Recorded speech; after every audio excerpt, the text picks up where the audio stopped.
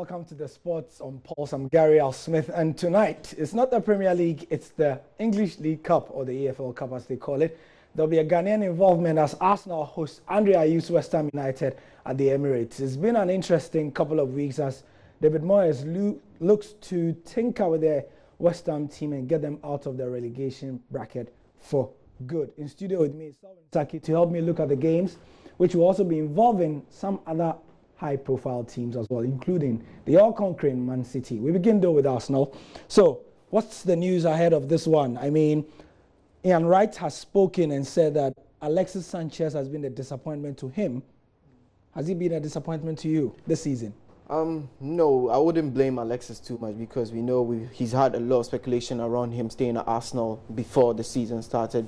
There were a lot of talks that he's going to Manchester City, and there could be a lot in his mind as well personally because January is approaching and he could leave to Manchester City still. So with that being said, Arsenal are playing very well with or without him, and they might be able to do without him as well. Ayew is a focal point of our discussion. David Moyes has not, to put it mildly, taken a liking to the Ghanaian. I mean, he's not been fielding him as much as a lot of Ghanaians would like. Why is this so, and is it justified, especially with the form of the player?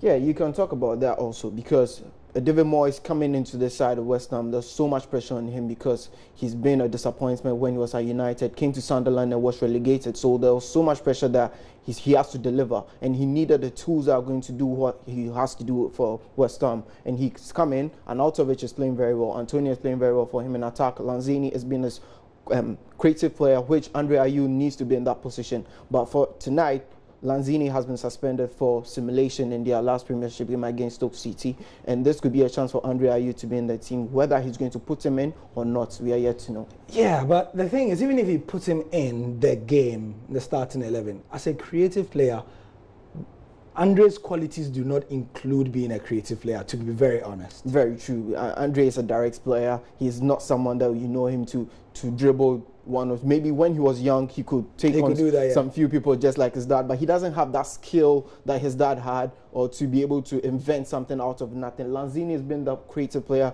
to produce passes for Arnautovic and Antonio to score goals. Ayew is someone who would rather be in front in the box to also score. He needs someone to fit to him, but he's not someone who's going to fit. And I think that's what David Moyes has been looking from him, and he can provide that.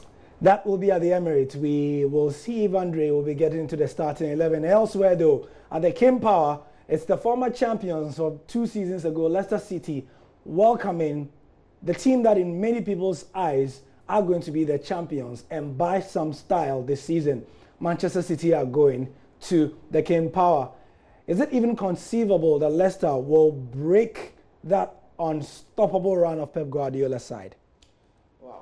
That would be a tough ask from Claude Puel to do because Leicester City have been playing very well since Claude Puel came, but this Manchester City team, I mean, the kind of football that we are looking at, it looks like they are now the blueprints of English football now looking up to. There talks about signing an extension to his contract because the Manchester City board knows that his philosophy is the right way and they want to follow it through the academy, and that's why they want him at their club forever and ever. In England, everyone is looking up to the way they are playing because of the expansive football, the movement on and off the ball, how they play the game. It's beautiful to watch, and I doubt Leicester will take it this time.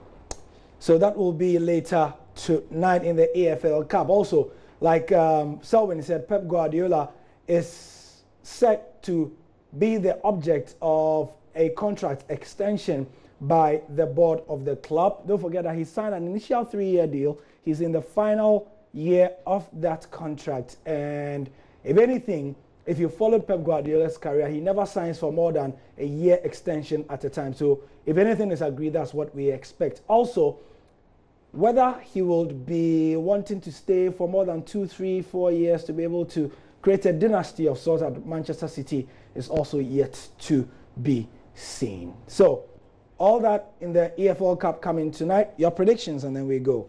Arsenal versus West Ham at the Emirates. Well, looking at West Ham's form, they could pose a big threat. The last time they met, it was a 0-0 draw. Arsenal was the better side. So, for EFL Cup, I think Arsenal will take it through. But for Leicester City and Manchester City, undoubtedly Manchester City is carrying the day. All right, so it's going to be interesting. Claude Puel built his reputation, I must say, on being the man who likes to bust the myths. If you look at all his time in France, where he won multiple titles, he, more than anybody, knew how to upset the apple cart. We'll see how the games go tonight when they come to us. Thank you, Selwyn, for your analysis and for your predictions. We'll see how they go tomorrow. We'll compare notes when we come tomorrow by this time. Also, though, 8:30, I'll be here for the sport on Prime, and then on the football show at 10:30, I'll be here with Selwyn to bring you the highlights of all the games. So stay with us here on the JoyNews channel. I'm Gary L. Smith.